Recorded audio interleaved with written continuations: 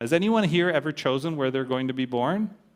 You don't have a lot of say in that, do you? Your parents maybe do, but you've got no say in that. So just the fact that he fulfills that aspect of his prophecy, never mind being born of a virgin, just those two prophecies alone should be enough to point us to the one that is being spoken of here in the book of Micah.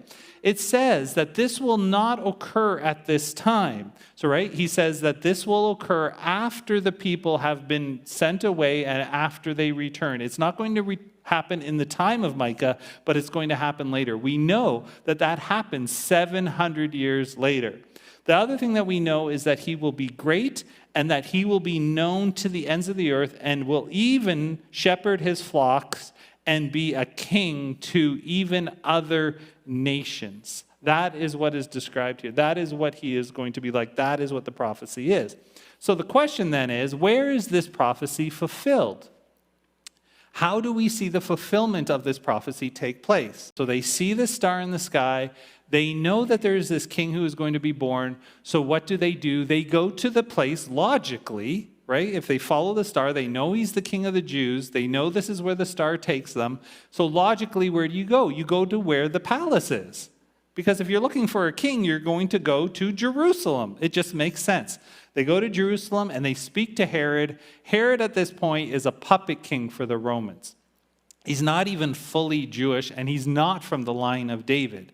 And so here you have Herod, and they come and they ask him where he is. We saw his star in the east. We've come to worship him. When King Herod, verse 3, heard this, he was disturbed, and all of Israel with him. Well, we put a lot of weight on this. We are heavenly influenced by the fulfillment of this prophecy. Because here's the reality. If Jesus does not fulfill the prophecy of the Old Testament, then he is not who he says he is. The city of Bethlehem is known as the house of bread. If you know the Old Testament and you go back, you have Boaz and you have Ruth. She is gleaning grain there. It was the place, it was kind of like the bread basket of Israel. It was one of those places where they grew bread.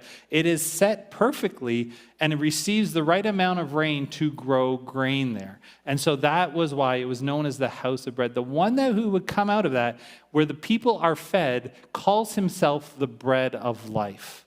Jesus himself says, I am the bread of life. He is the one who came from heaven to feed the people, right? To feed them spiritually, to give them life. Not only that, it is known as the royal city. It is the city where David came.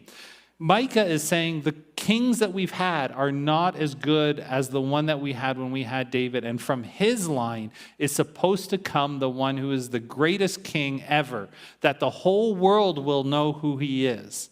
And so he says, here is the royal city of David. And from that line, the line of David would be the one where the Messiah would come. This is why Joseph had to return to Bethlehem for the census, is because the one would come from this line, Mary as well.